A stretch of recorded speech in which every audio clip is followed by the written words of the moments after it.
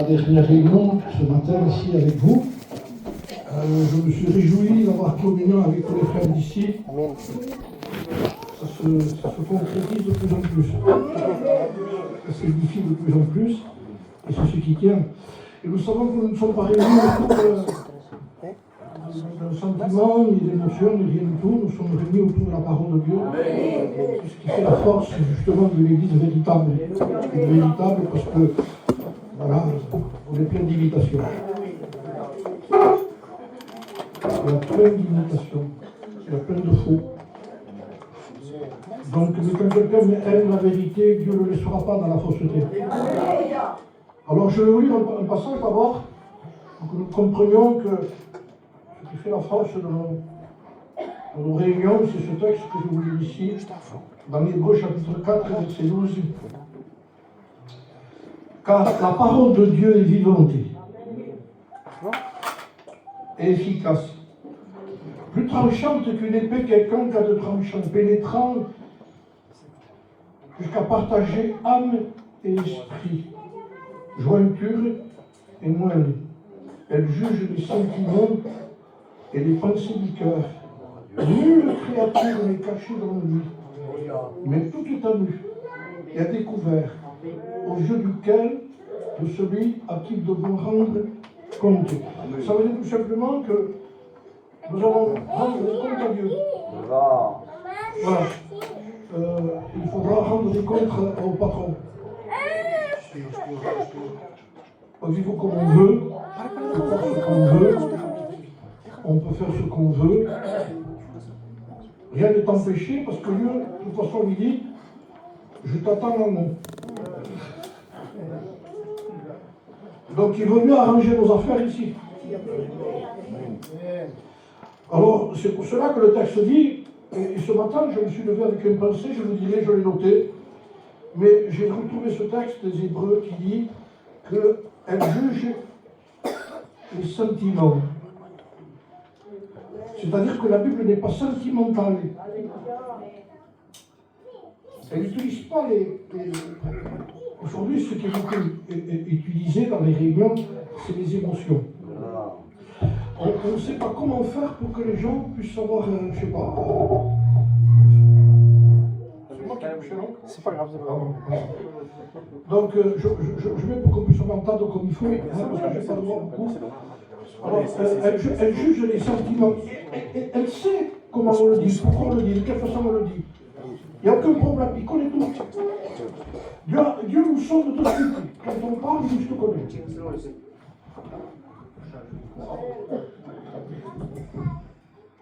Voilà, merci Seigneur. Voilà, merci Seigneur. Donc nous sommes dans... Vous savez, bon, je suis heureux de dire la Bible dit. Amen. Voilà, je vous pose une question, ne me répondez pas. Est-ce que vous lisez mon Bible? Je vous regarde, hein. Mais moi, bon, je ne suis pas le maître. Moi, je suis un frère parmi nous aussi qui a besoin autant que vous de lire la parole de Dieu. Mais je sais qu'on ne pourra pas s'en sortir si on ne lit pas. Donc déjà, je vous le dis déjà. Hein. Ne croyez pas ici comment utiliser. J'ai aucun pouvoir. Si je pourrais changer... Bon, ça, après, on ne peut pas faire ça. Il n'y a que Dieu qui peut utiliser votre volonté. Amen. Nos capacités, on n'en a pas. Mais Dieu demande de la volonté. Amen. Et si on n'a même pas ça, je ne sais pas si on peut s'en sortir. Ce qui est important, c'est que nous soyons vrais. Et que le sentiment ne nous pas toucher. Le sentimental, c'est pas ça. La Bible dit. Dieu a dit à tous ces arbres-là, tu peux en manger. À celui-là, tu n'en manges pas. C'est fini, non? Le jour où tu en manges, tu meurs. Et madame, Ève, elle est allée trouver de l'autre côté, là, regardez de l'autre côté, à celui que Dieu lui avait dit, à celui-là tu ne touches pas. Et c'est celui-là qu'elle veut. Alors, bien entendu, quand le serpent voit qu'elle s'approche, eh bien, je vais t'aider, il dit. Quand le diable voit qu'on commence à se détourner des choses de Dieu, il dit, je vais t'aider.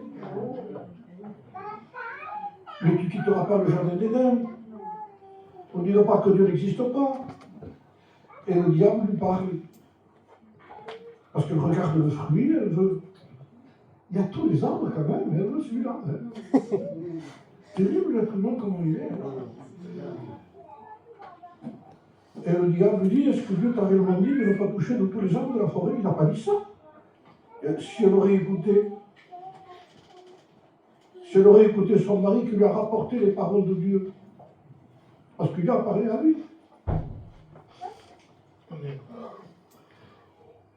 Alors elle aurait dû dire, mais je ne parle pas avec toi, moi. Dieu m'a parlé déjà. Je voudrais vous dire un mot peut-être qui est cru. Ne parlez plus avec le diable. C'est tout. Comment je ne parle pas avec le diable? Vous savez, si on se détourne de parler avec Dieu, avec qui on parle alors? Il n'y a qu'une seule voix qui a la vérité, c'est Dieu. Et après, il utilise des... Est-ce que Dieu a réellement dit? Voilà, donc ça parle de la Bible aussi, ça parle... Et c'est aujourd'hui, c'est ce que c'est en train d'arriver aujourd'hui, des hommes qui utilisent des mots de Dieu alors qu'ils ne sont pas de Dieu. Alors, je lis ce que j'ai reçu ce matin dans mon cœur, un mot, hein, que j'ai essayé de joindre à autre chose, mais j'ai pris ce mot émotion. J'ai voulu savoir ce que c'était l'émotion. Donc, comme j'ai un truc de dictionnaire dans le portable, j'ai pris le mot émotion, la définition du mot émotion. Parce que le diable utilise beaucoup ça aujourd'hui, chez nous. Être émotif. Alors, émotion, ça veut dire psychologie. Donc, vous voyez déjà, ça, on y est déjà. C'est de la psychologie. Réaction, affection subite, temporaire et involontaire. Souvent accompagné, il dit, de manifestations physiques, l'émotion. C'est accompagné de manifestations physiques. Je ne suis pas le docteur ici, je ne connais rien du tout. Ouais. Mais j'ai lu ça. Provoqué par un sentiment sentimental. Par un sentiment intérieur de peur. Tout ce qui est utilisé par l'émotion. Peur, colère, de surprise, d'admiration, de déception. Tout ça, ce sont des émotions que le diable veut utiliser. Alors, je vais être simple. Dieu n'utilise pas ça. Et aujourd'hui, je suis en train de dire ce que je crois de tout mon cœur, que j'ai toujours cru, que je continue à croire, et plus encore qu'hier, c'est que ce n'est pas parce qu'on parle de Dieu qu'on est de Dieu. Je sais que c'est difficile ce que je vous dis ici. Méfiez-vous. J'ai entendu un prédicateur me dire un jour, le diable utilise le nom de Dieu pour enlever Dieu. J'ai dit, il a raison. Parce qu'il doit enlever le vrai Dieu. Le diable veut être adoré. Donc, il a voulu le faire déjà dans le ciel. Le premier péché, c'est pas en bas que ça s'est passé, c'est en haut. C'est dans le ciel qu'a commencé le premier péché, c'est l'orgueil. Et l'orgueil est capable d'écraser n'importe qui pourvu qu'on soit adoré. Et ça, c'est le diable. Et le diable utilise les émotions. Alors, j'ai lu ça, et après j'ai trouvé un papier, j'ai des vieilles notes ici, parfois, mais je ne me comprends pas parce qu'il faut que je les réécrive. Mais j'ai dit, tiens, voilà, je lis ça. Jérémie chapitre 7.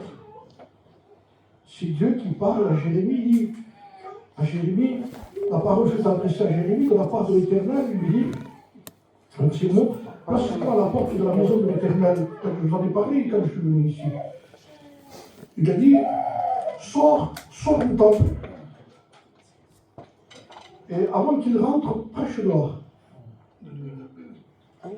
Ça veut dire qu'imaginez que par exemple, je dis à Néné, ne laisse pas rentrer les gens encore. Il faut qu'on leur parle dehors.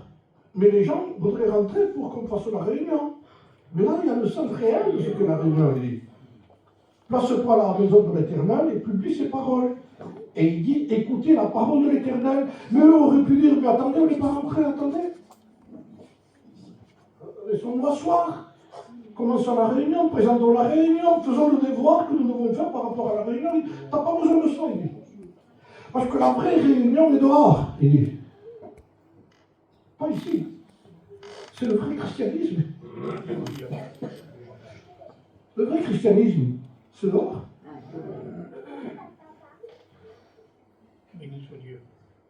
Et les plus grandes hypocrisies aujourd'hui, c'est où? C'est terrible. Ce que Dieu a transformé, un endroit qui devait être normalement un endroit où on se réunit pour chanter, pour louer, et pour en faire un édifice, en disant, c'est là. C'est la parole de Dieu. Et puis cette parole, il dit, écoutez la parole de l'Éternel, vous, homme de Juda, qui entrez par ses portes, vous vous prosternez devant l'Éternel. Ainsi parle l'Éternel des armées. Réformez vos voies et vos œuvres. Il faut une réforme de vie. Il faut un changement. On ne se réunit pas pour devenir pire, on se réunit pour devenir meilleur. Ça veut dire sur les rentrées, il faut un plus de Dieu et un moins de nous. Hein. S'il n'y a pas un moins de nous, il ne peut pas y avoir un plus de Dieu. Donc à chaque fois que nous nous rencontrons, il faut logiquement qu'il y ait un plus de Dieu. Ce n'est pas pour devenir pire qu'on se réunit, mais pour devenir meilleur. Or, on ne peut devenir meilleur que si nous faisons ce que Dieu nous demande de faire. Sinon, c'est pas possible. Alors, il dit, ce n'est pas les murs qui vont vous guérir. C'est le docteur qui est dans ces murs qui vous guérit. On avait changé, bon, je le dis parce que c'est comme ça, on en avait parlé. À Perpignan, vous avez fait un hôpital neuf flambant. Je suis allé à l'hôpital, j'ai dit, bon, c'est bien, mais c'est les docteurs qui vont changer. J'aime mieux l'hôpital vieux avec de bons docteurs qu'un bon hôpital avec des gens qui soignent mal. Or, aujourd'hui, il y a plus de plantes, de pupitres, d'espaces, de couleurs que de bons docteurs. On a besoin de bons prédicateurs. Je suis d'abord chez nous pour que vous compreniez que vous en avez besoin aussi. C'est nous d'abord. Je me mets porte-parole de nous, j'ai un certain âge, je peux le faire. Parce que le poisson pourrit par la tête, on dit. Ceux qui connaissent ça le savent. Que quand quelqu'un veut voir si le poisson est frit, il regarde l'œil. S'il y a du sang, il dit c'est que le poisson est frais. Donc pour savoir si le corps est frais, il faut regarder la tête. La tête, c'est le prédicateur. C'est bon.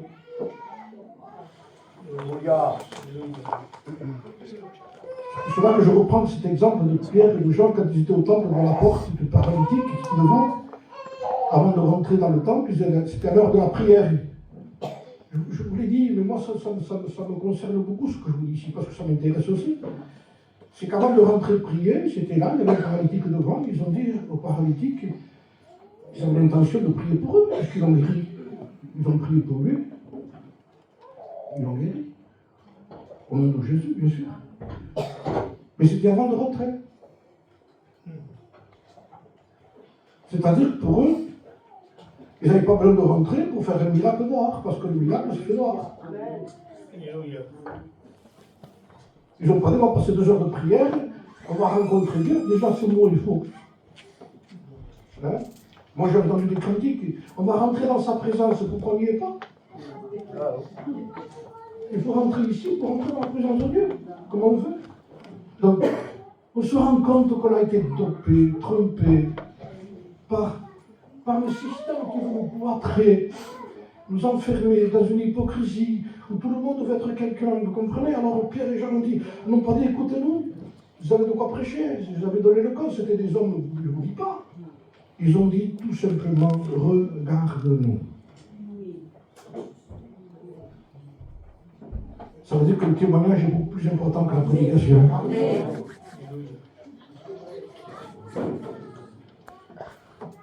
J'avais que faire des gens qui prêchent bien.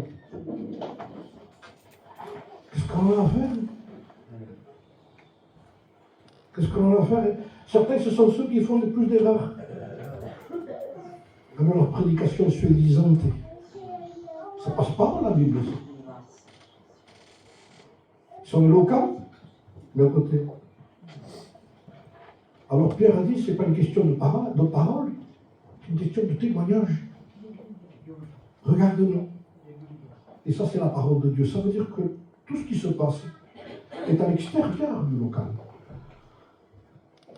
Vous êtes une chrétienne au pharmacien, à la boulangerie, chez le charcutier. C'est un chrétien quand vous marchez, quand vous parlez, quand les gens vous voient, quand vous traversez la route, quand vous allez au docteur, quand vous êtes dans une salle d'attente. Vous êtes une chrétienne là. Vous avez un témoignage à rendre. Nous avons un témoignage à rendre. D'autant plus en tant que prédicateur. Ne pas vous tromper avec mon message. On reconnaît l'arbre par le fruit, non pas par les feuilles. Il y en a qui ont plus de feuilles que de fruits. Ça ne marche pas non plus, les gens veulent du fruit. Alors il dit, regarde dehors, il dit, mais prêche-leur l'évangile. Et il dit leur, écoutez bien ce que dit la parole de Dieu, vous tous hommes de Juda, qui vous prosternez devant l'Éternel, ainsi par l'Éternel, réformez vos voies et vos œuvres, et je vous laisserai demeurer dans ce lieu. Ça veut dire exactement, si vous n'avez pas un témoignage comme il faut, vous n'avez rien à faire dans ce lieu. Parce que les gens, quand on leur dit viens à la réunion, ils savent que la réunion c'est une adresse ou c'est qu'on a un local. C'est bon ça. Mais si dans le local il n'y a pas des pierres vivantes, véritables, des chrétiens authentiques, les gens disent non, allez là, je n'y vais pas. Donc on a faussé par le local, le témoignage du local, ce que les gens pensent de là, ils n'ont plus envie de venir à la réunion. Alors que Dieu est partout. C'est pour ça qu'il ne faut pas dire aux gens, viens à la réunion, va à Dieu. Dieu ne s'enferme pas dans un endroit. Dieu n'habite pas dans une maison faite de main d'homme. Dieu habite dans le cœur des chrétiens qui ont donné leur vie à Dieu, qui ont un témoignage. Nous sommes responsables de notre propre vie par rapport à Dieu. Nous sommes responsables de marcher avec Dieu. Nous sommes responsables de vivre avec Dieu. Vous êtes responsables de votre propre vie. Je suis responsable. J'aurai des comptes à rendre à Dieu.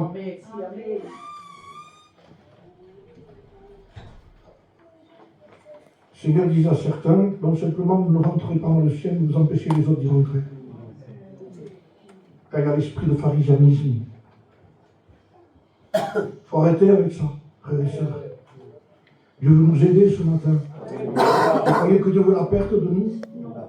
Il veut sauver. Amen. Mais quand on commence à vouloir tromper Dieu de notre façon à nous-mêmes, en voulant cacher ce qu'est la réalité du dehors, parce que c'est le dehors qui compte. Réformez vos voies, changez de conduite, de direction, prenez des résolutions, frères et sœurs, prenons des résolutions. Prenons des résolutions, chacun de nous vis-à-vis de Dieu. Je crois qu'il y a deux résolutions à prendre qui s'imposent dans une vie chrétienne qui sont normales. C'est qu'il faut que tu reprennes une vie de prière avec Dieu, une vie de communion avec Dieu, des rendez-vous avec Dieu, et que tu aies un endroit où tu puisses rencontrer tous les jours Dieu, personnellement.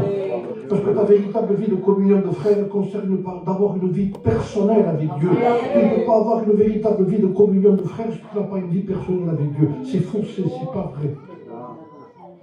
C'est pas vrai, c'est un club, on se rencontre pour parler de certaines choses. Il te faut un endroit. Amen.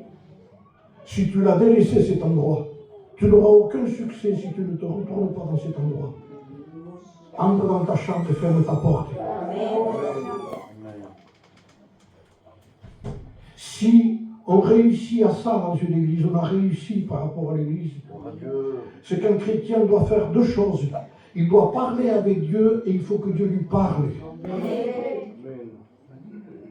Vous entendez? Il y en a qui attendent de parler en langue et l'interprétation. Vous avez vu le silence qui a parlé par langue? Par la langue, tout le monde se tait. On dit parle, Seigneur. On attend l'interprétation. Et non, lis ta Bible. Parce que tu ne sauras même pas si la prophétie est bonne. Parce que la prophétie, tu peux la juger. Que deux ou trois jugent. Mais la Bible, on ne la juge pas, c'est la parole de Dieu. La Bible dit. Elle est méchante. Maintenant, une prophétie, vous en prenez, vous en laissez. Parce que parfois, ça commence par l'esprit, ça finit par la chair aussi. Et toutes ne sont pas spirituelles un peu. On dit n'importe quoi, c'est pas. Il y en a qui prophétisent, il y en a qui se taisent. De toute façon, pour nous prophétiser par des langues, il faut un témoignage. Il y a des gens qui prophétisent, mais on les connaît. Qui prophétise l'autre sur nous? Parce qu'on sait comment elle parle, il parle de ça, il parle de ça. Je parle avec vous, je vous prêche, mais je vous parle. Savez-vous, moi, de ce que je vous dis, moi je ne vous juge pas. On est en train de vouloir nettoyer chez nous, on nettoie chez nous. Amen. Je suis chez moi ici. Amen. Pourquoi je suis chez moi? Amen. Parce que je suis chez lui. Amen. Voilà, c'est tout. Donc on a le droit je disais un jour, j'ai fait une réunion qu'on m'avait demandé à faire à Perpignan. Je vais faire vite pour ne pas oublier les bonnes choses. Je vous l'ai dit déjà, hein. Elles y sont les bonnes choses. La parole de Dieu, il est donc. Amen. Il y avait des jeunes filles, il y avait quelqu'un qui dirigeait la réunion, moi j'étais assis, j'attendais, et c'était une réunion de sœurs. Il y avait des jeunes filles qui étaient venues, beaucoup de jeunes filles aussi, hein, comme il y a des jeunes filles ici aussi. Et à un moment donné, donc, la réunion commençait, normal, et tout d'un coup, il y a quelqu'un qui a dirigé la réunion, avec quelques cantiques, il a commencé à bouger un peu, il a commencé, bon, le style qu'il y a aujourd'hui, parce qu'on va allumer un feu, je ne sais pas d'où, je ne sais pas d'où, je ne sais pas d'où, mais voilà. Surtout, ne mettez pas le feu, a dit le Seigneur, hein. Le feu, c'est pas nous pour le met, c'est Dieu qui le met. Amen. Et ça bouge. Et si par l'émotion, il y a quelques jeunes qui ont commencé à s'exalter un peu. Peut-être, je ne sais pas, ils ont commencé à parler en langue aussi. Je ne nie pas qu'on ne peut pas parler en langue. Le baptême du Saint-Esprit, c'est biblique, non? Voilà. Après, j'ai pris la place. Et je leur posais la question simplement comme je la pose ici. Je leur ai dit, qu'est-ce qui est le plus important? De dire quelques mots en langue dans une réunion ou avoir une nouvelle langue dehors? Elle me regardait. Il vaut mieux avoir une langue de chrétienne dehors que de dire quelques mots en langue qu'on ne comprend pas ici. Je dis quelques mots en langue et j'ai une langue dehors, je ne vous dis pas. Vous savez que le serpent, quand il sonne la langue, vous avez vu le serpent quand il sonne la langue? Il fait ça, tiens, il y en a deux. Eh bien, c'est deux langages, ça. De l'eau douce et de l'eau amère. Ça ne peut pas être comme ça, il dit. C'est un choix. Faites ce que vous voudrez du message. Mais c'est un choix. Amen. Amen. Si vous comprenez qu'en écoutant la parole de Dieu comme je la lis, Dieu me parle à moi en disant, mets ta vie en règle, Xavier. Ça suffit de vivre dans la parole, réformez-vous. Quand on rencontre Dieu à chaque fois, il y a quelque chose à réformer. Amen. Josué va au combat, c'est écrit dans la parole de Dieu, il a gagné une bataille, les gens rentrant à Canaan, les murailles de Jéricho se sont effondrées. Ensuite, il va au combat, et il avait dit, tu ne toucheras à rien de tout ça, hein. Il a interdit, tu ne touches pas. Et ils vont dans notre ville, qui est une petite ville, Aïe, ça s'appelle. Ils vont au combat, ils perdent le combat, il y a 35 ou 40 hommes qui meurent. Josué se jette à terre, il comprend que si c'est comme ça, on est mort, il dit, on est mort. Comment on va avoir la victoire? C'est Dieu qui l'a dit. Et il a peur, il dit, on va mourir ici à Canaan. On est dans un pays étranger, ils vont nous massacrer. Alors il se jette à terre et il crie à Dieu, cherche Dieu, et Dieu lui parle. Quand on cherche Dieu, Dieu nous parle. Il va nous dire, Seigneur, je te bénis comme ça, on va nous parler. Parce qu'il y a des choses à arranger, il dit, avant que je te bénisse. Je vais te bénir dans le conditionnel. Il dit, Josué, lève-toi. Ça veut dire, tu as prié, maintenant agis. Parce que quand on prie, il faut agir après. Mais oui, il faut arranger les choses. Ça, je le ferai plus. Ça, je le dirai plus. Là-bas, j'irai plus. Je réforme mes voies. C'est le vrai christianisme de la Bible. On ne peut pas rester toujours pareil. On ne peut pas être sentimental, on ne fait que pleurer. Arrête de pleurer. Tu es là, tu prends tes décisions. Alors, il dit, Josué, lève-toi. Israël a péché. Alors, tu peux pleurer pendant 3 heures et faire une mare d'eau par terre. Il dit, c'est pas suffisant. Il faut sortir l'interdit. Écoutez ce que dit Dieu. Josué, je ne suis plus avec vous. Comment tu peux venir? Le peuple de Dieu. Je suis Josué. Tu peux être qui tu veux. Quand il y a le péché, tu as fait un choix. Tu as choisi de parler avec le diable. C'est pas avec lui qu'il faut parler. Je t'ai dit de ne pas toucher le péché. Il y en a qui croient que dans la grâce, on peut vivre dans le péché. Mais ils ont faussé totalement la grâce. La grâce qui permet de vivre dans le péché, c'est un blasphème. La grâce, c'est le Christ crucifié. C'est le sang de l'agneau. C'est les crachats sur le visage du Christ. Donc, les crachats sur le visage. C'est honteux ce que je vous dis ici. C'est honteux. Crachats sur le visage du Christ. Le Christ crucifié. Et ça me permet de dire, ah, ça, j'ai compris. J'accepte ça et je vis comme avant. Mais tu n'as rien compris. C'est pour que tu vives une vie nouvelle. Amen. C'est pour que tu exclues le péché dans toutes ses formes, dans tous ses noms. Amen.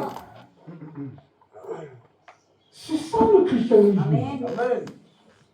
Là, il n'y a pas de problème, tout le monde est bien, là, ça va, tout le monde, ça marche. Donc, on prie, on lit, on écoute des cantiques, on chante des cantiques, on écoute la parole de Dieu, et tout d'un coup, quand on se transforme, on s'en donne, c'est blâmer personne, alors. Non, frère, il faut être plus chrétien dehors qu'ici. Gloire à Dieu. C'est plus important d'être chrétien dehors. Vous savez, j'ai écouté ce témoignage, quelqu'un qui avait, vous savez qu'il y a des poissons derrière, il y a plus de poissons que de christianisme. Enfin, il y avait un poisson sur la voiture. C'est plus important la voiture que celui qui l'a conduit. Et quelqu'un qui était chrétien voit le poisson derrière. Lui, c'était un chrétien. Il le klaxonne. Là, tu fais, ça va. Il croyait que le klaxonnait pour le faire avancer. Le poisson, dedans, celui qui conduisait, il se fâchait. Quel christianisme, Seigneur Jésus. Vous vous rendez compte, hein? Avec un poisson, on est chrétien aujourd'hui. Et celui qui conduit, c'est un lion. Il faut changer, frères et sœurs. Je n'ai pas de solution. Ici, il faut réformer, c'est le temps de réformer. Mettons-nous en règle avec Dieu. Celui qui manque, il faut plus qu'il manque. Le voleur, il faut plus qu'il vole. Le staff, il faut plus qu'il staffe. Il faut faire quelque chose. Ça ne marchera pas de continuer toujours à être pareil. Je l'ai dit, la folie, c'est de se comporter toujours de la même façon, de s'attendre à un résultat différent. On se comporte toujours pareil. Le temps ne change pas les couleurs, frères et sœurs. C'est la repentance qui change les couleurs. Le délaissement du péché, celui qui avoue et délaisse obtient miséricorde. Le sang de Jésus-Christ purifie de tout péché. Ça peut arriver. Il n'y a pas de problème. On peut faillir. Je ne dis pas que c'est écrit. Donc, Dieu nous soulage. Mais la Bible dit, tombe sans se relever. Ça veut dire, si tu tombes, tu te relèves de suite. Mais pourquoi tu te relèves de suite? Parce que ce n'est pas ta nature d'être par terre. Tu ne peux pas vivre par terre, quoi. Quand tu dis si tu tombes, tu te relèves, tu as une réaction. Te remettre debout aussi. Parce que ce n'est pas ta position, ça. Mais quand quelqu'un se plaît là, alors je me pose des questions. Moi, je dis à certaines personnes, je suis tombé, je dis, quand est-ce que tu étais debout? Parce que pour tomber, il faut être debout le jour. Je connais des gens, m'ont dit, je suis tombé, tu n'as jamais été debout. Je dis, toujours pareil. On parle de faiblesse, il ne faut pas juger, il ne faut pas juger. On ne juge pas, on met un miroir. Parole d'un miroir, on reste le miroir, et il juge. Non, c'est toi que tu te vois là. T'es pas beau, c'est pas mon problème. T'as des défauts, c'est pas moi qui le fais ça. C'est la Bible. Mais comme les gens ne plongent pas leur regard dans la parole de Dieu, alors automatiquement, c'est faire la parole de Dieu. Il dit, ça va. Seigneur, merci pour la parole de Dieu. Ils ont lu toute la Bible en tournant. Non, il dit, il faut s'arrêter. Jacques dit, là, c'est un miroir. Je regarde à l'intérieur et je me vois. Si vous n'utilisez pas la Bible, la parole de Dieu, je ne sais pas s'il y a des solutions pour vous ni pour moi. Aujourd'hui, on veut donner des solutions sans Bible. Les frères, je vous lis quelque chose de très important ici, pour finir la pensée que j'ai ici, justement. Il dit, écoutez ce qu'il dit la parole de Dieu. Il dit, réformez vos voies et vos œuvres et je vous laisserai demeurer. Ne vous livrez pas à des espérances trompeuses en disant, c'est ici le temple de l'éternel, le temple profond pour se persuader que la présence de Dieu il y est. Je l'ai vu des gens ça. Vous demandez au Saint-Esprit de descendre. Descend. Il dit, qu'est-ce que j'ai à faire chez vous?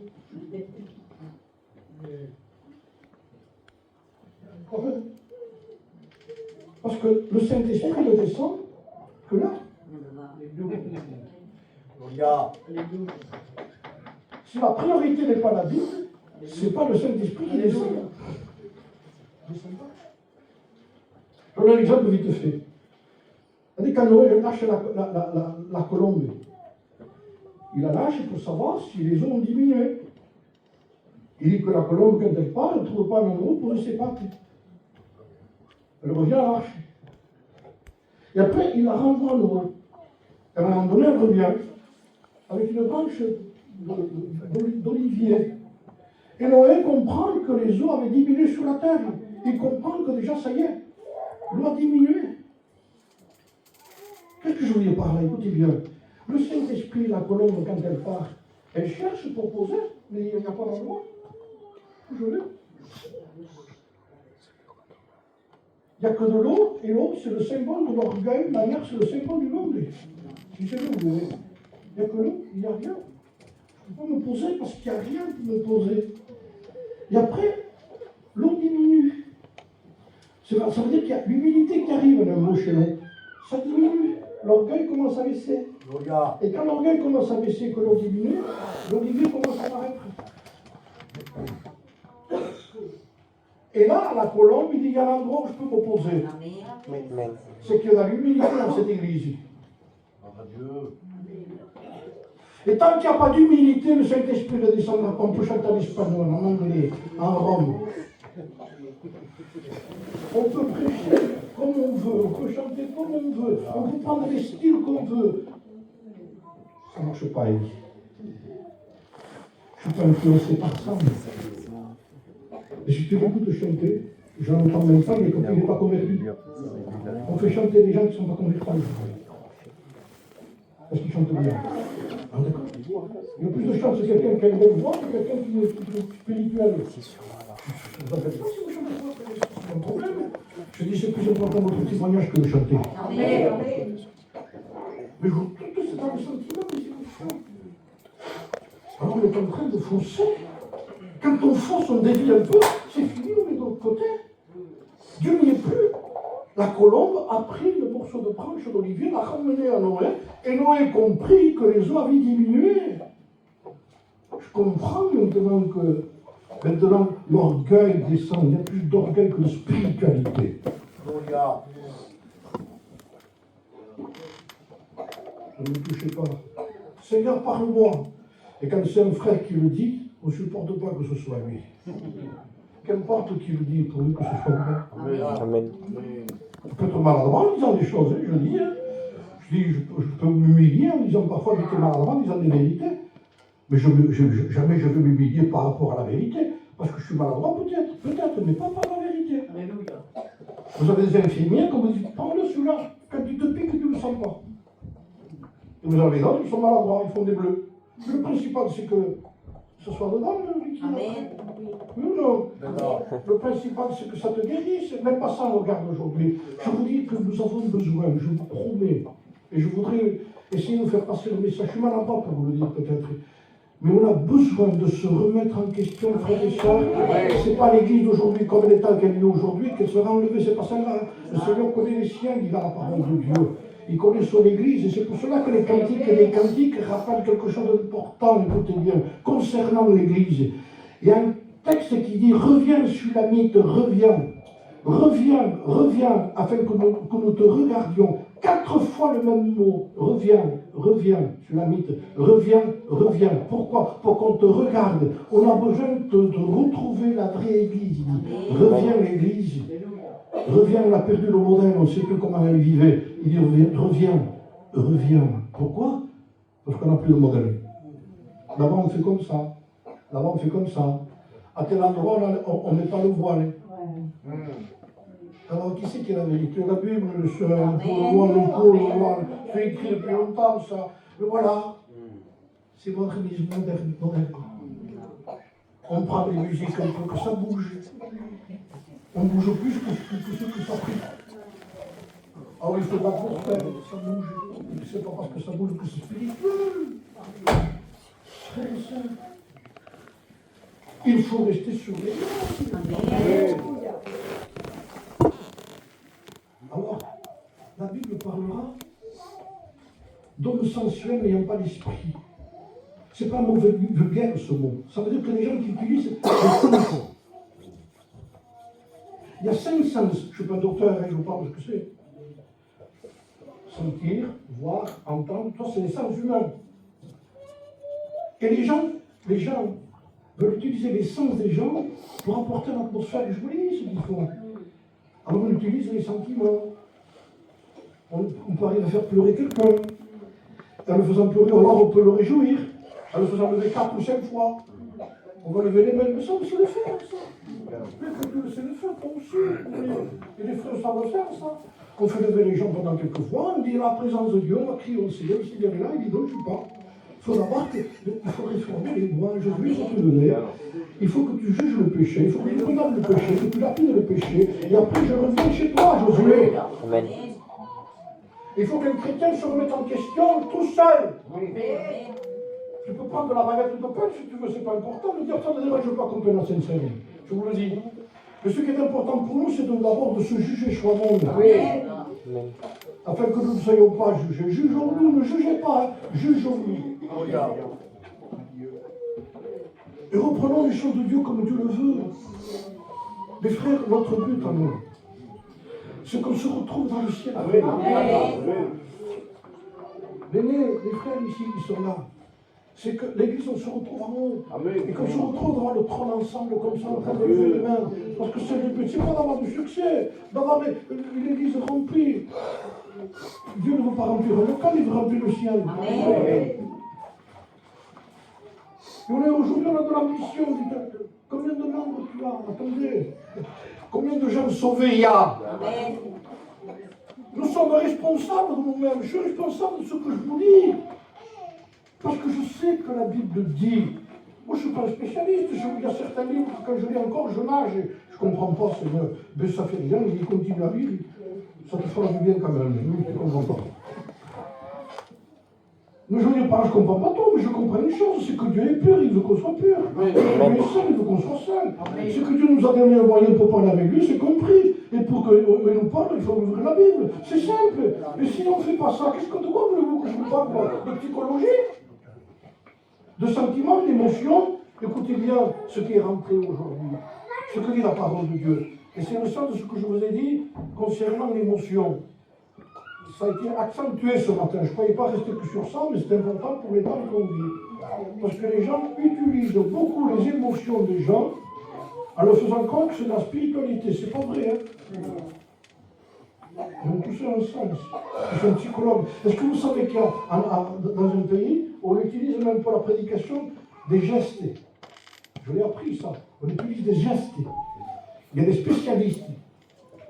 Pour dans la prédication d'utiliser la façon de se tenir, la façon de faire avec les mains. Je vous provoque une chose simple, comme ça, je ne suis pas spécialiste sur ça. Mais par exemple, je vous dis un mot, moi, ici. Recevez l'esprit. C'est plat. Maintenant, regardez d'autres façons qu'on peut le faire. Je commence à animer un peu, et je fais lever les gens, et je maintenant, recevez l'esprit. C'est pas pareil. Qu'est-ce qui agit le plus? Le mot plat ou ça? Non, ça. Donc c'est sentiment, c'est émotion. Parce que le principal, c'est ce que Dieu dit. Si Dieu nous dit recevez l'esprit, c'est suffisant. Vous n'avez pas la musique, le sens, la puissance qu'elle a la musique? Vous ne pouvez pas vous imaginer. Je disais un jour, avant, fini, Mais avant, un film d'horreur. Si vous auriez mis une musique de Charlot dedans, elle ne vous faisait pas peur? Qu'est-ce qui fait peur? Je vous dis que ça. C'est que quand quelqu'un ouvre la porte, que quelqu'un va rentrer, c'est la musique qu'il y a dedans qui fait peur. Ça effraie. Mais s'il y a du Charlot, des trucs qui fait rire, vous n'avez pas peur. Vous vous rendez compte de l'importance de la musique? Vous vous rendez compte de ce qu'elle peut produire dans nos réunions? Qu'est-ce que peut produire comme émotion? On met tous sur le sentiment, sur l'émotion. C'est la raison pour laquelle je vis. Il est beau le cantique. Écoutez ce qu'on dit. Est-ce que c'est la raison pour laquelle on vit? On est au-delà par le cantique. Mais ça passe. On en chante plus que ce qu'on vit. C'est une réalité, Dieu. Je ne doute pas sur notre vérité, notre sincérité, mais la sincérité n'est pas forcément la vérité non plus. Alors vous laissez sincère. Écoutez, frère, parlez ça. Il est sincère, mais c'est la vérité qui compte. Et la vérité seule nous affranchit, c'est pas la sincérité. Amen. On peut être sincère et se tromper. Sincère, j'étais sincère un jour. J'allais faire une mission en Bretagne. Et à un moment donné, je roulais. Et je voyais que les kilomètres augmentaient. Je dis, pas normal, comment ça se fait que normalement, là, ça va diminuer. Mais je ne m'étais pas aperçu, il fallait que je tourne. Et j'étais allé tout droit, je me suis retrouvé à Poitiers. J'étais sincère. Trompé. Et trompé. Donc qu'est-ce que je fais? Je persiste dans mon orgueil, mais non. Je ne sais pas où. Alors vous savez ce que j'ai fait? Immédiatement, j'ai mis le clignotant. Et je suis sorti. Et on verra après. Donc quand on comprend que c'est trompé, les frères et les sœurs, c'était le clignotant. Vous comptez-vous. Je me suis trompé. Je crois que j'en sais plus que ce que j'en sais. La Bible dit que si quelqu'un croit connaître, c'est parce qu'il ne sait rien. C'est clair, hein? Si quelqu'un croit connaître, c'est parce qu'il sait rien. Ne nous fions pas à ce qu'on sait. Fions-nous à ce qui est dit. Amen. Il est temps de construire avec Dieu. Amen. Et quand nous parlons de Jérémie, ça a été un destructeur. Jérémie, il a été choisi pour détruire. Je te choisis pour abattre, pour détruire, pour ruiner. Quel ministère? Oui, parce qu'il faut qu'Israël recommence à zéro. Il faut tout casser. Comment tout casser? Il y a 30 ans que je suis là. Eh bien, il est temps que tu te convertisses alors. Et de ne pas continuer dans le même état. Mais moi, je viens du réveil. Quel réveil? Quel réveil? De quoi on parle? Il faut détruire, dit Jérémie. Casse tout ça. Ça s'est construit sur des émotions, sur la méchanceté. Si un chrétien n'est pas converti, c'est le plus méchant qui puisse exister. Mais vous le savez, ça. C'est plus gentil un païen, parfois, je vous le dis, qu'un chrétien qui est épargné de Dieu. Ça passe rien du tout. Non, je disais l'autre jour dans la réunion, tu as quelque chose à arranger. Non, moi je ne passe pas ça. Ou c'est lui ou c'est elle. Moi je ne reste pas dans cette église. La division totale. Non, va. Moi je veux des familles que ça s'arrange, ça. Des familles païennes. Ils les anciens, allez, bon, maintenant, ça s'arrange ça maintenant. C'est nous qu'on parle ici. Bon, non, Théo. Il le faisait. Et les chrétiens chez nous. Moi, c'est ça, parce que Dieu ne te sert pas de Dieu. Là, tu blasphèmes en plus. Parce que tu veux justifier ta méchanceté en prenant le mot de Dieu. Il faut pardonner. Il faut pardonner. Je sais que c'est difficile pour moi comme c'est pour vous. Attention, je ne dis pas moi je suis Superman, pas du tout. Je sais ce que je pense. Mais il faut, c'est écrit, pardonne-nous nos offenses comme nous aussi nous pardonnons à ceux qui nous ont offensés. Et ça, on fait ça.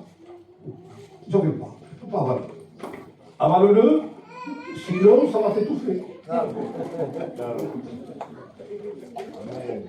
Parce que si on veut être pardonné, il faut pardonner. Amen. Je sais que c'est un sujet qui touche beaucoup chez nous. Vous avez des gens qui changent l'église et l'endroit parce qu'ils ne veulent pas faire quelqu'un chez eux. Je suis tranquille là.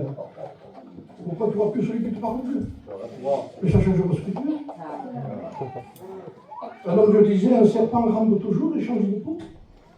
Il change de peau, c'est la nuit. Il se met entre deux rochers, il fait ça, il bouge, il laisse toute sa peau, il rentre toujours. Donc il quitte son église, il va dans une autre église. Si tu veux aller dans une autre église, mais tu te sens bien avec celui qui était chez toi, va, tu te sens bien dans une autre église. Il n'y a pas de problème, les frères sont comme ça. On est d'accord, tu te sens bien là-bas. Gloire à Dieu. Maintenant, si tu y vas parce que tu ne veux pas voir quelqu'un, là, tu as un problème. Et toi, pasteur, qui le reçois sans le savoir, tu as aussi un problème, pasteur, toi aussi. Parce que tu reçois quelqu'un que tu sais qu'il ne se parle pas là-bas et tu veux le recevoir chez toi. Tu as un problème, pasteur. Pasteur. Pasteur.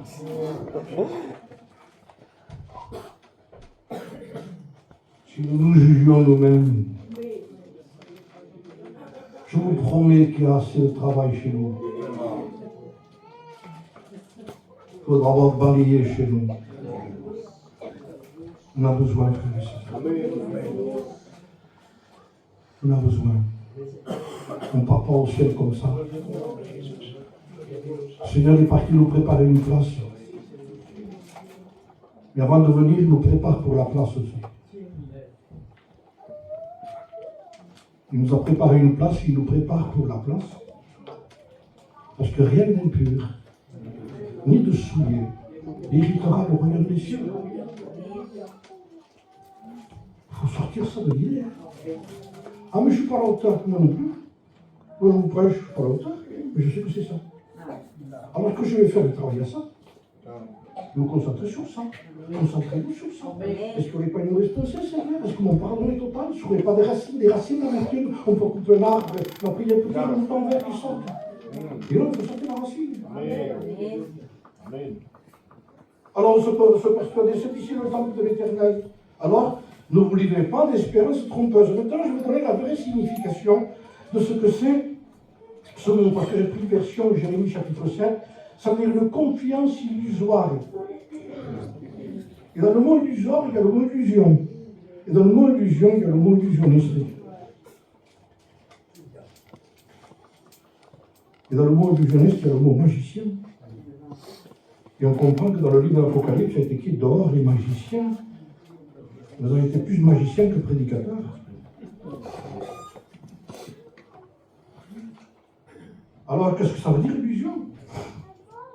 Je le lis. Fausse apparence matérielle ou morale, que nous faisons voir les choses autrement qu'elles ne le sont, semble se jouer de nos sens, ou de notre esprit. Ça joue sur nos sens, ça nous trompe. Ça nous trompe. Écoutez bien.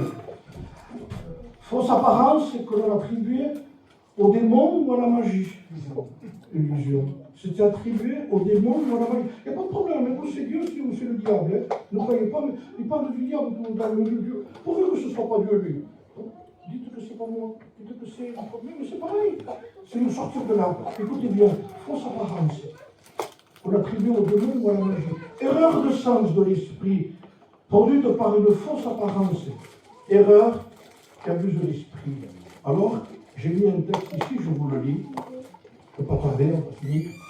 Jésus dit un jour à ses disciples, Jean chapitre 14, verset 30, levez-vous, partons d'ici. Ça veut dire tout simplement, à partir de ce moment-là, il dit quand on écoute la réalité, il faut prendre une position, il faut se lever et quitter ça. Il aurait pu dire, levez-vous, quittez cet endroit. Donc il dit, levez-vous, et moi je viens avec vous. Il dit, partons ensemble.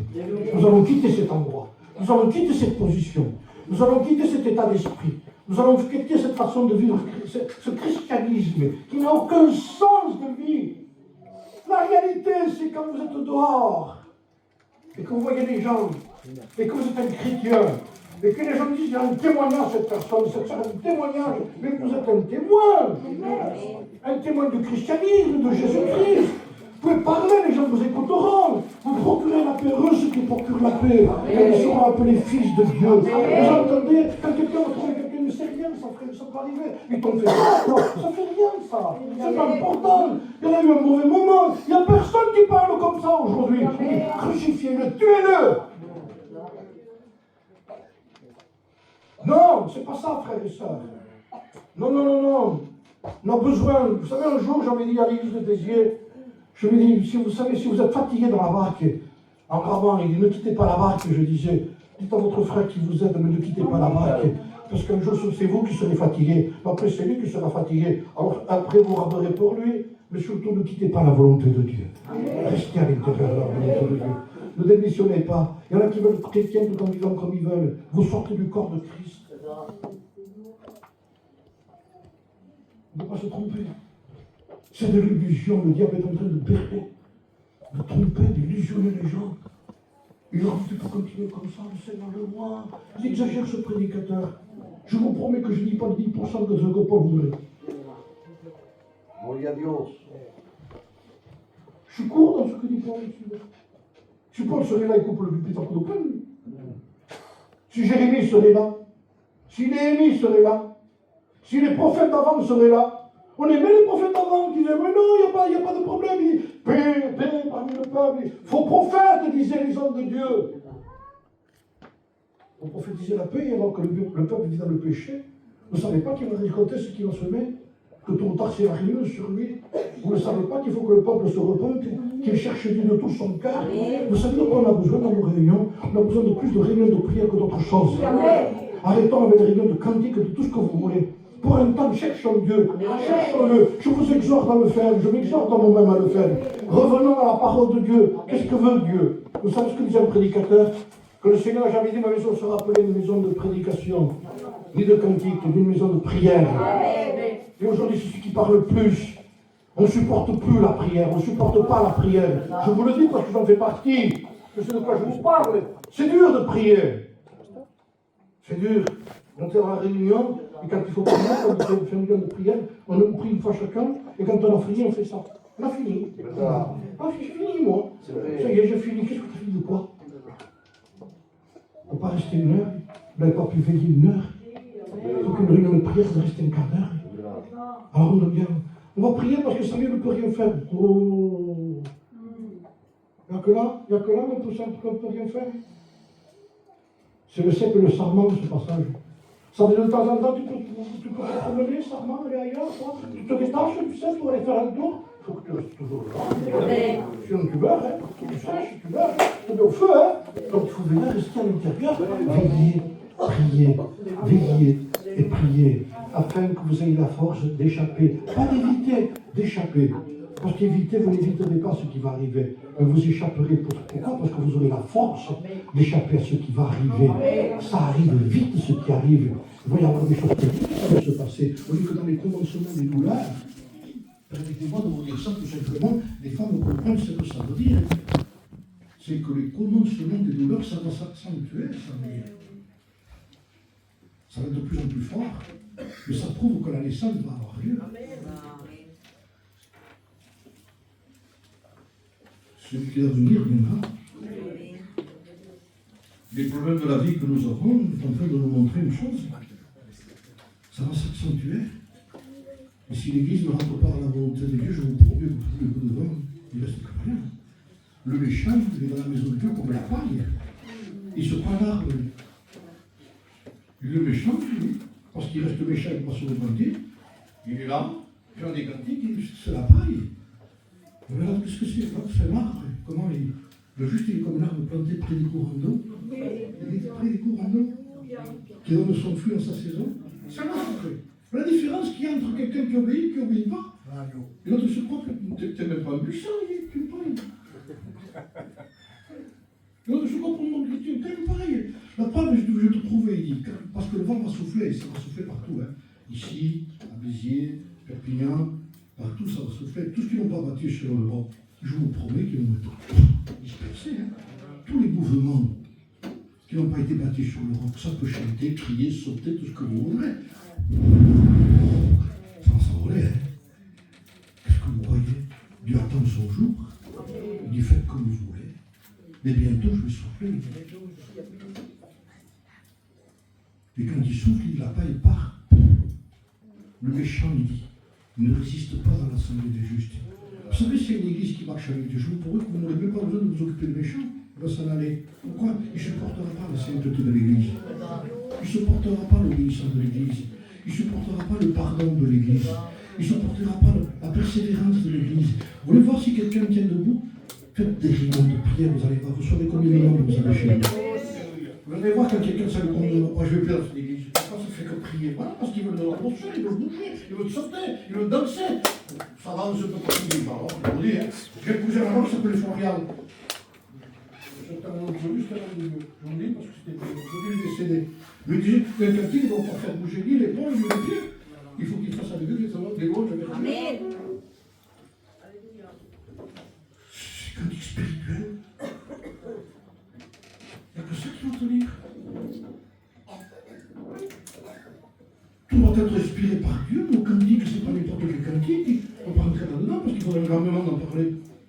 Sinon, c'est de la confiance illusoire, c'est des musiciens, c'est des magiciens. J'ai peur que des magiciens rentrent chez nous. Mais bien sûr que ça va être extraordinaire, de la façon qu'ils font, qu'ils bougent et qu'ils disent. Je ne vous dis pas.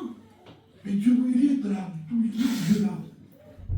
Parce que la véritable réunion, c'est celle qui vous remet en question. Les frères, s'il y a quelque chose à arranger, vous savez ce que nous dit Dieu? Il y a quelque chose. Il dit, vous les plaidons tous les deux. Si vous savez combien je veux de la gentillesse en Dieu ici, il dit, écoutez, on va arranger les problèmes. Je sais ce que tu as fait, je sais qui tu es. Les gens ne le savent pas, mais je ne vais pas te découvrir, je ne vais pas te boucaver ici. On va parler tous les deux. Viens et plaidons tous les deux. Mettons-nous tout seuls. On va parler. Et tu vois ce que je sais que tu as fait. Si je veux, je fais de tes yeux une caméra ici, je le projette ici. Et tout le monde le sait. Mais voilà, je ne veux pas le faire, lui. Et un jour, ça se fera. C'est au grand tribunal. Donc il vaut arranger nos affaires ici. Hein. Parce que de toute façon, tout le monde saura tout. Même maman ne doit penser. Être pur, frère. Ne laissez pas vagabonder vos pensées. On peut pécher par les actes, on peut pécher par la pensée. Mais je te connais, je te vois. Alors écoute, il vaut mieux que ça. On va se l'arranger tous les deux. Tu rentres dans ta chambre. Et on parle. On parle avec moi, je parle avec toi. Je vais te convaincre. Parce que moi je suis pur, moi je suis Dieu. Et si tes péchés sont noirs comme le cramoisi, c'est là qu'il intervient. Après la conversation, il dit, parce que tu étais humilié, ils deviendront blancs comme de la neige. On a arrangé nos problèmes tous les deux. Amen. Reprends ta vie d'église dans l'église. Personne ne saura. On a arrangé nos problèmes ensemble. Tu garderas ton témoignage. Vous n'y tenez pas votre témoignage? Amen. Si vous ne tenez même pas votre témoignage, à quoi vous tenez? À quoi vous tenez? C'est important quand on dit, il y a un témoignage. Mais c'est exceptionnel aujourd'hui. Quand on dit qu'il y a un bon frère, lui, qu'on soit alors. Seigneur Jésus. Vous savez ce que j'ai entendu même des fois? Il est né de Dieu, dis donc, parce que les gens entendent ça naître de Dieu alors aujourd'hui. Mais regarde quel moment on est. Tu t'en rends compte? Ah bon, parce qu'un chrétien, ça ne prie pas. Donc plus attention, hein. Il dit sa Bible. Ah, parce qu'un chrétien, ça ne lit pas. Vous voyez, ce qui est rentré chez nous, c'est qu'il y a un christianisme sans Bible, sans prière, sans humilité. Sans rien. Et on met signature, chrétien, tampon, école publique, on va là-bas, on a sa carte, on revient, on n'a rien de toute façon, hein, et on ne produit rien. Combien de gens sont partis là-bas sans être nés de Dieu? Il n'y avait rien. Retrouvons nos anciens sentiers. Le l'été, je vous dis en si on finit. Moi, je finis comme ça. Je dis souvent que je finis jamais. Alors, je lis. Je l'ai marqué sur mon petit feuillet ici. Pour moi, c'est important aussi. C'est une version que j'ai lue. Jérémie, chapitre 6, verset 16. Et on va prier. Voici ce que dit le Seigneur. Arrêtez-vous sur la route que vous avez prise et réfléchissez. Renseignez-vous sur le chemin d'autrefois. C'est beau, hein? Amen. Renseignez-vous, il dit, s'il vous plaît, monsieur, vous n'aurez pas l'adresse du chemin d'hier? Parce qu'aujourd'hui, je ne supporte pas cet évangile d'aujourd'hui. Vous ne connaîtriez pas quelqu'un qui connaît le chemin d'hier, monsieur, s'il vous plaît? Alors, renseignez-vous, il n'est pas sur n'importe qui. Tout compte. Alors il dit, et suivez-le. Cherchez-le, le bon chemin, et suivez-le. Alors, il dit, vous trouverez le repos pour vous-même. Vous ne pouvez pas trop reposer si vous ne trouvez pas ce chemin. Mais ils ont répondu, tout simplement, nous ne le suivrons pas. Il faut être capable de dire ça. Mais il y en a qui ne sont pas capables de le dire, ils le font quand même. J'ai passé des sentinelles pour prévenir, faites attention, quand vous entendrez la corde de bélier, il dit, le son du bélier, c'est la corde du bélier. Mais ils ont répondu, on s'en moquait. C'est Israël, ça. C'est bizarre, ce moment. Dieu leur parle, Dieu s'en moque. Nous n'allons pas arriver jusqu'à là, quand même, non? Seigneur, je suis à la hauteur, mais pas beaucoup, quand même. Aide-moi, Seigneur. Parce que je sais que j'ai une nature qui est tendance sur les choses de la terre. Je suis tiré par ça, moi, les choses de la terre. À quitter que tout ce que vous voulez. Alors, Seigneur, ramène-moi quelque chose de concret, de véritable. À ce que c'est la vraie Église. Qu'est-ce que faisait la vraie Église? Elle persévérait dans la prière, dans l'enseignement des apôtres, dans la communion fraternelle, dans la fraction du pain. Persévérer. Elle persévérait. Retournez à la communion, frères et sœurs. Reprenez personnellement vos rendez-vous avec Dieu. Il vous attend là-bas. Vous savez ce qu'il vous dit? Je sais qu'il y a longtemps que tu n'es pas venu à cet endroit. Tu te souviens quand tu venais? Comment tu te sentais après? Les convictions que tu avais, que tu n'as plus aujourd'hui. Tu te souviens combien je pouvais te parler là? Et que je pouvais te réprimander et tu le prenais bien? Au contraire du merci Seigneur, tu m'as parlé. Tu te souviens des larmes qui coulaient de tes yeux, que c'était des vraies larmes de repentance, ça? Et comment j'ai vu et que j'ai mis dans mon outre. Vous savez que le ciel ne laisse pas perdre ces larmes-là. Je les ai recueillies dans mon outre. Il y a une outre spéciale qui va à la parole de Dieu, où ces larmes-là, il les recueille, lui. Et ça, c'est précieux, c'est la larme de ma fille. Oh, c'est la larme de mon fils. Quand il s'est humilié, je ferme, je la garde. Mais il y a des larmes qui ne comptent pas. Mais c'est là de repentance. Paul disait, je me réjouis de vous avoir attristé. Parce que votre tristesse vous a amené à la repentance, à vous mettre en règle avec Dieu. Mettons-nous en règle, frère et sœur. Arrangeons le papier vite fait, il va y avoir des contrôles. Ça va être contrôlé dans les églises. Parce que le Dieu vivant va rien laisser passer chez nous. Il y a des pasteurs qui gardent la fidélité comme ça, ce pasteur-là. Je regardais la fidélité ici. Eh bien, eux resteront avec des gens qui veulent rester dans la fidélité.